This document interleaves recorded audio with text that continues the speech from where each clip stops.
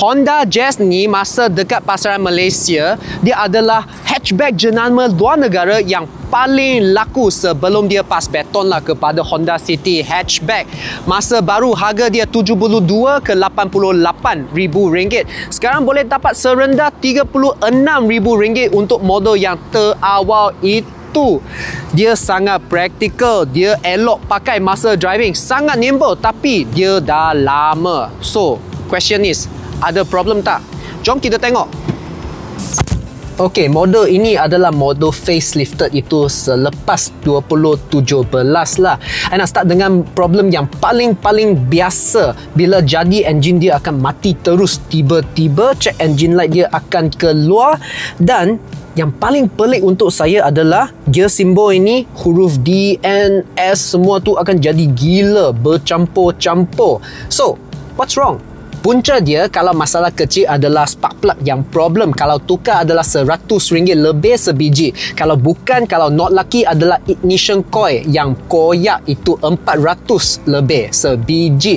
Ingat ini semua harga part saja, belum kira upah lagi. Untuk problem yang jarang sikit iaitu throttle body dan fuel pump lah. Ini kereta lama, so biasa dia throttle body kena check dulu. Kalau kotor, bersihkan. Kalau nak tukar adalah RM300 sebiji.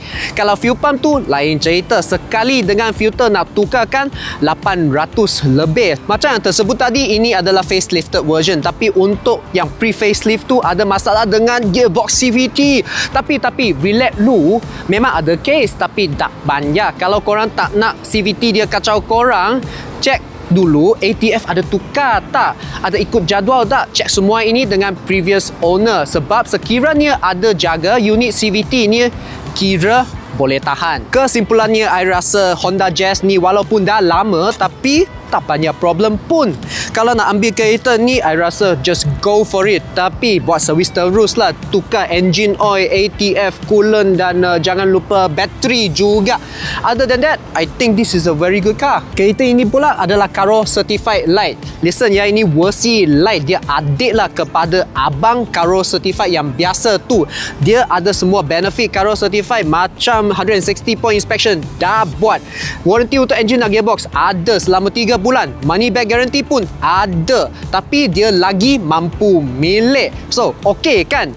Kalau berminat, pergi ke buykaro.com sekarang. So, korang minat Honda Jazz ni ataupun City hatchback yang baru tu sebab